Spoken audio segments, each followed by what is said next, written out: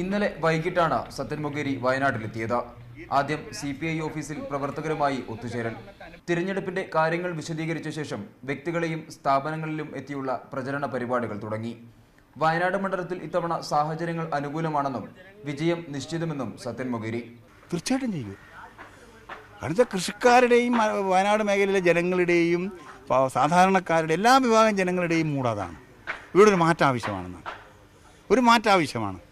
ആ മാറ്റത്തിന് വേണ്ടി ചിന്തിക്കുന്ന ജനങ്ങളോടൊപ്പം ഞാനുണ്ടാവും. 17 മുതൽ ഓരോ പ്രദേശങ്ങൾ കേന്ദ്രീകരിച്ചുള്ള പ്രവർത്തനങ്ങൾ തുടങ്ങും.